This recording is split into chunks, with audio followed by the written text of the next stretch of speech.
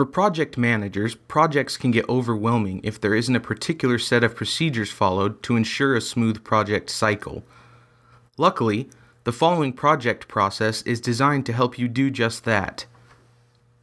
The project process frequently involves various forms of the following stages. The first step in the project process is known as initiating. This crucial step typically involves big picture planning and finalization of things like contracts, agreements, project sponsors, and any other parties involved. At the beginning of this stage, a project manager is usually chosen if that arrangement has not already been made. Project managers are chosen for many reasons, including their previous display of leadership abilities, as well as skills to manage a team to success. Sometimes the term project manager is an actual title, or it may be inherited management over the area where the project will be implemented. The next step in the project process is planning. During this phase, the project manager will perform two very important tasks.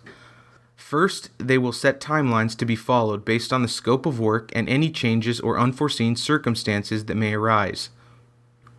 Next, the manager will select team members to participate in the project.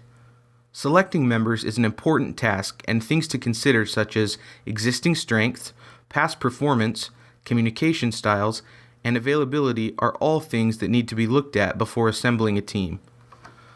The third step in project planning is the execution stage.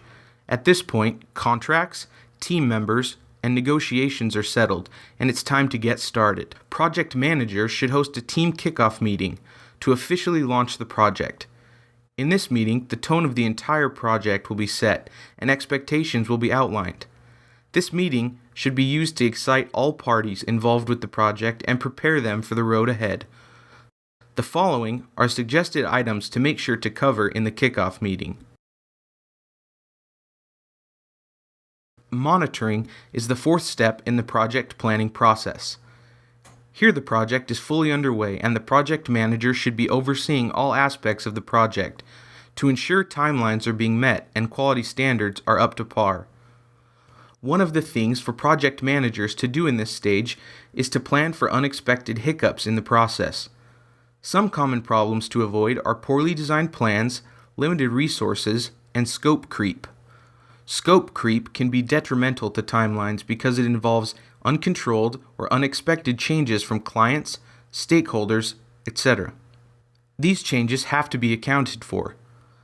Many stakeholders don't realize that adding extra processes are an issue.